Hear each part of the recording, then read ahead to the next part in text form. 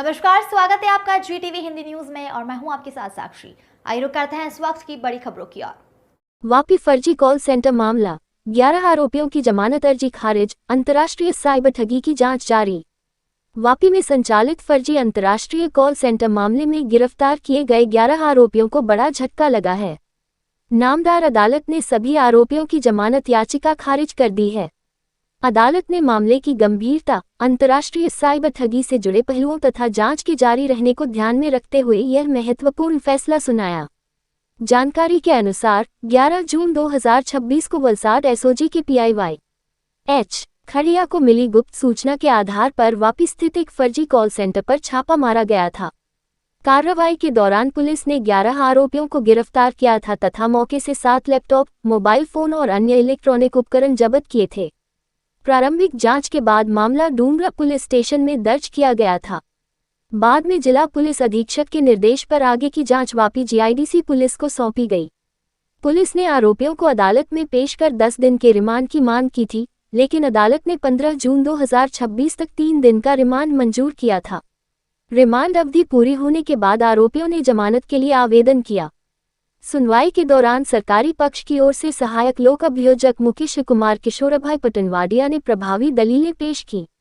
दोनों पक्षों की दलीलें सुनने के बाद अदालत ने सभी आरोपियों की जमानत याचिका नामंजूर कर दी।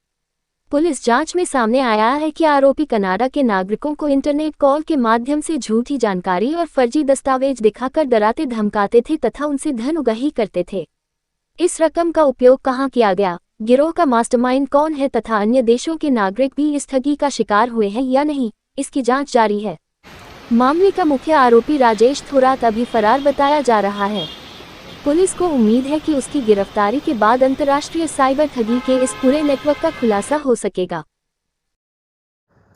मेरा नाम Mukesh Kumar Ishwarbhai Patanwadia, assistant public prosecutor Vapi court.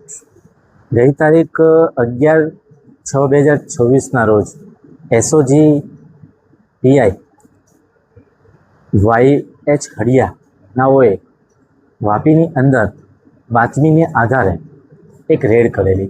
Fake call सेंटरना बातमी मळे। ए बातमीना आधारे एमने रेड करता 11 आरोपीओ ए कॉल सेंटरनी अंदर जणाई आवेला अने लैपटॉप 7 नंग लैपटॉप है, मोबाइल है, તેમજ ઘણી બધી બીજી વસ્તુ પણ મળી આવેલી અને એમને કબજે કરેલી। ત્યારબાદ PI હળિયાએ એને ડુંગરા પોલીસ સ્ટેશનમાં એ ગુનાનો રજીસ્ટર કરાવી આગળની તપાસ અર્થે મોકલી આપેલ।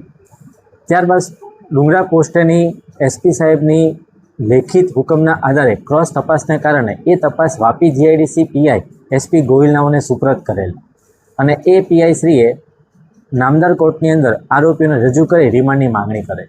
गुनानी गंभीरता ध्याने राखीने PI वापी GIDC नाओए 10 दिवसना रिमांडनी मांगणी करता नामदार कोर्टे 3 दिवसना 15/6/2026 सुधीना रिमांड मंजूर राखेला।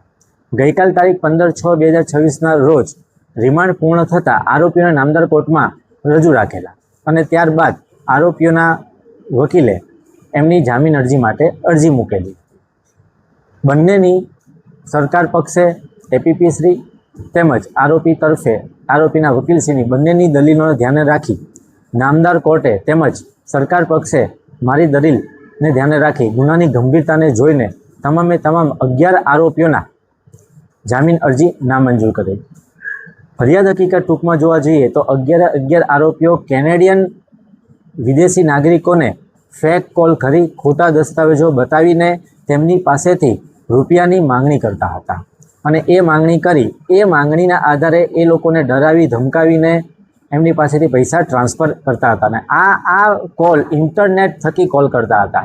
તેથી પણ વિદેશી નાગરિકો પાસેથી પૈસા આવે ને એ પૈસા ક્યાં વપરાયા, એની પાછળ મુખ્ય આરોપી કોણ છે, આ સમગ્ર તપાસની અંદર મુખ્ય આરોપી રાજેશ ઠોલાર હજી ભાગેડું છે, નાસ્તો ફરતો છે અને આગળની મુખ્ય તપાસમાં શું બહાર આવે છે એ મુખ્ય આરોપી પકડાય ત્યાર પછી આપણને સાચી હકીકત ખબર પડે કે એને જે રૂપિયા આવેલા છે વિદેશી કરન્સી એનો કેવી રીતે ઉપયોગ થતો હતો, ક્યાં વાપરતા હતા અને કોના સંચાલકથી આ ચાલતું હતું। તેમજ નામદાર કોર્ટે આ ગુનાની ગંભીરતાને ધ્યાને રાખી કારણ કે આ આરોપીઓએ માત્ર અત્યારે તપાસમાં કેનેડિયન નાગરિકોને ટાર્ગેટ બનાવેલા છે આના સિવાય બીજા અન્ય દેશના નાગરિકોને ફસાવેલા છે કે નહીં, ટાર્ગેટ કરેલા છે કે નહીં, બીજા રૂપિયા આવેલા છે કે નહીં, નાણાં કોની પાસેથી પડ્યા છે, આ તમામ તપાસને આધીન નામદાર કોર્ટે ખૂબ જ ગંભીરતા દાખવેલ છે અને આવા કેસોને ધ્યાને રાખીને નામદાર કોર્ટે आरोपियों की जामीन अर्जी नामंजूर करें। देश दुनिया की तमाम खबरों के लिए चैनल को लाइक करें, शेयर करें, सब्सक्राइब करें और देखते रहिए GTV Hindi news. Welcome to our YouTube channel. Don't forget to like, subscribe and share the videos.